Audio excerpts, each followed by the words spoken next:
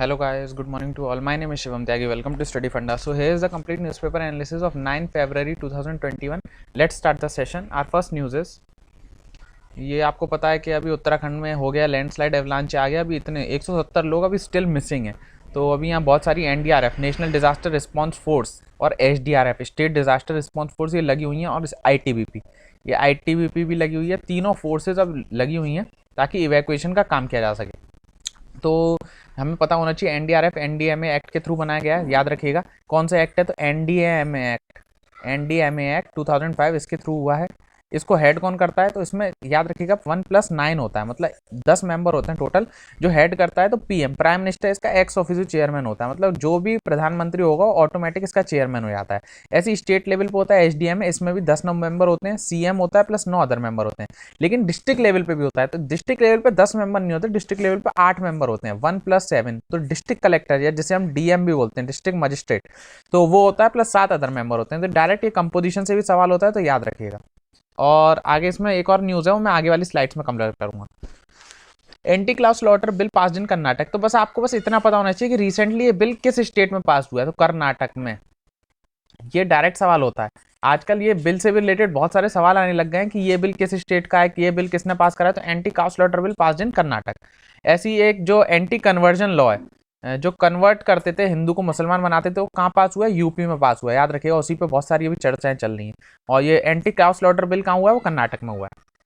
आगे चलते हैं। फर्स्ट किसान रेल फ्रॉम तेलंगाना। तो साउथ सेंट्रल रेलवे की, याद रखिएगा, साउथ सेंट्रल रेलवे की पहली किसान रेल तेलंगाना से चली है।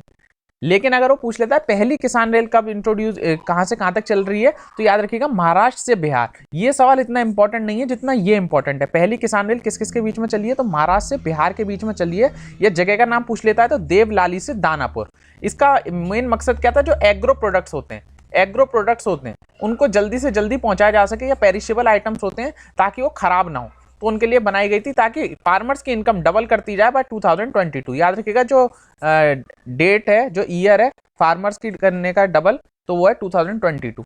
ये बहुत इंपॉर्टेंट है। कल भी मैंने आपको बताया था ट्रांस फैटी एसिड्स के लिए जो हमें रिडक्शन करना है, वो जो रिडक्शन करना है उसकी डेट क्या है, उसकी डेट भी 2022 है। याद रखिएगा, डेट जरूर याद रखिएगा। चलिए आगे चलते हैं। The long and the short of Indian nepotive dilemma. तो ये बात हो रही है स्पेशली म्यांमार की। अब ये एक तो बहुत अच्छे एडिटर हैं, जो भी ये लिखते हैं इनके सारे एडिटोरियल बहुत बढ़िया होते हैं। हैप्पी मोहन जैकब साहब, तो इनका कोई भी एडिटोरियल आए तो प्लीज आप मिस मत किया करिए।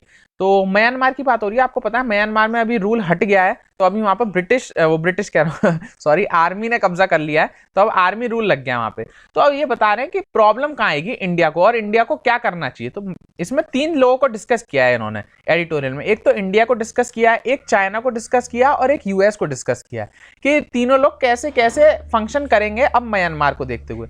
सबसे पहले बात करते हैं यूएस की। तो यूएस ने तो एकदम साफ मना कर दिया है कि हम इसको क्रिटिसाइज करते हैं। क्यों? क्योंकि यूएस जो है वो एक डेमोक्रेटिक देश है।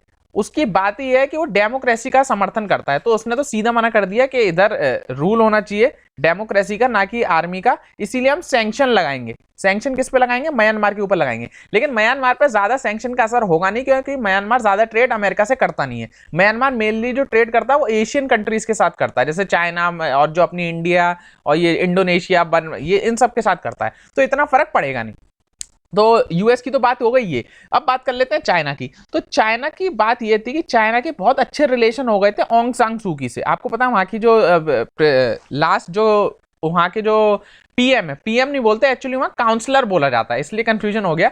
तो जो म्यांमार की जो काउंसलर थी ऑंग सांग सूकी, उनके साथ बहुत अच्छे रिलेशन थे। तो अब चाइना वाले इस कंफ्यूजन में कि हम किसके साथ अच्छे रिलेशन बनाए, क्योंकि ऑलरेडी हमारी ऑंग सांग सू के साथ तो थे, लेकिन अब चाइना के साथ इनका ट्रेड भी होता है। इसलिए चाइना वाले कोशिश कर रहे हैं कि वहां की आर्मी के साथ भी हम अच्छे रिलेशन बना सकें, ताकि हम अच्छे से ट्रेड करते रहें। वो भी ये नहीं चाहते कि डेमोक्रेसी आए या ना आए, उन्हें कोई फर्क नहीं पड़ता, वो एकदम रूट ही चेंज कर लेते हैं। अब बात करते हैं इंडिया की। तो इंडिया क्या चाहती है? इंडिया एक तो आपको पता है वर्ल्ड की लार्जेस्ट डेमोक्रेसी है, तो हम डेमोक्रेसी का समर्थन करते हैं। लेकिन हम खुल के क्यों नहीं समर्थन कर पा रहे हैं म्यांमार के? इसके 2-3 कारण है। सबसे पहले कि अगर हम इस म्यांमार का खुल के समर्थन कर देंगे कि हम डेमोक्रेसी को लाना चाहते हैं और इनकी जो मिलिट्री है उसको नहीं लाना चाहते, तो मिलिट्री वाले क्या करेंगे कि वो चाइना की हेल्प ले लेंगे और चाइना की ज्यादा इन्वेस्टमेंट यहाँ होने लगेगी। अब यहाँ पोर्ट है सितवे पोर्ट, जिसे इंडिया बना रहा है मिलके, तो अगर इंडिया मना कर देगा कि हम आपका समर्थन नहीं करते, तो चाइना वाले एकदम कूद के आ जाएंगे और वो यहाँ इन्वेस्टमेंट करेंगे, बहुत सारी दिक्कत हो जाएगी। एक इंपॉर्टेंट बात क्या है कि यहाँ बहुत सारे मिलिट्री ग्रुप रहते हैं इन म्यांमार बॉर्डर्स, तो वो जो है वो कोशिश करेंगे, अगर हमने कह दिया कि हम सपोर्ट नहीं करते म्यांमार की जो डेमोक्रेटिक सरकार है, तो सारे मिलिट्री ग्रुप अंदर आने लग जाएंगे इधर।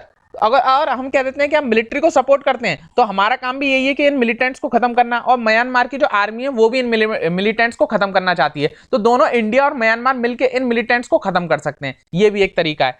तो ये 2-3 चीजें हैं जो मैंने आपको मोटी मोटी समझाई, जो यहाँ मेनली प्रॉब्लम है। इसलिए इंडिया खुल के ना समर्थन कर पा रहा है ना अपोजिशन कर पा रहा है, लेकिन इंडिया चाहता है कि यहाँ डेमोक्रेसी आए, तो देखते हैं आगे क्या होता है। लेकिन इंडिया इसका विरोध नहीं कर रहा है क्योंकि वहां मिलिट्री लगी हुई है, क्योंकि इससे हमें भी 2-3 फायदे हैं। एक तो सबसे बड़ा फायदा तो मिलिटेंट्स का भी है, जो हम चाहते हैं वही वहां की म्यांमार आर्मी भी चाहती है। और अगर हम समर्थन कर देंगे तो चाइना का रोल इंक्रीज हो जाएगा, क्योंकि अभी चाइना, अभी एक और न्यूज आगे मैं बताऊंगा कि चाइना का रोल कितना इंक्रीज हो गया है। चलिए, ये तो आज का एडिटोरियल था, तो मैंने शॉर्ट में समझा दिया, इसमें बहुत डिटेल थी लेकिन एकदम शॉर्ट बताया। आगे चलते हैं। No glacier lake found, landslide like trigger. तो कोई ग्लेशियर लेक फाउंड नहीं हुई है, लेकिन जो लैंडस्लाइड आया था यूके उत्तराखंड में, उसी की बात हो रही है। अब ये देखिए 3D मैप है, तो आप यहाँ पे आया तपोवन विंगोडेड प्रोजेक्ट, यहाँ पे कहीं लैंडस्लाइड आया। और भी लोकेशन आप याद रखिएगा, जोशीमठ, विष्णुप्रयाग, धौलीगंगा, तपोवन विलेज, रिंगी विलेज और ये ऋषिगंगा प्रोजेक्ट, तो इधर सब में अफेक्ट हुआ है। तो जो मेन प्रोजेक्ट है उनका 2 ही प्रोजेक्ट है जो अफेक्ट हुए हैं, नाम याद रखने पड़ेंगे। एक तो ऋषिगंगा प्रोजेक्ट, ये पूरा उड़ गया, ये रेनी विलेज में था, RAINE रेनी विलेज में था ये ऋषिगंगा प्रोजेक्ट, ये पूरी तरीके से चला गया। और एक जो तपोवन प्रोजेक्ट है, तो तपोवन प्रोजेक्ट पहले बात ये कर लेते हैं है किसका, तो NTPC का प्रोजेक्ट है। याद रखिएगा, जो तपोवन प्रोजेक्ट है वो किसका प्रोजेक्ट है, NTPC का प्रोजेक्ट है। और ये पूरी तरह से उड़ गया, मतलब धुल चुका है, वॉश्ड अवे। ये धौलीगंगा में, धौलीगंगा में।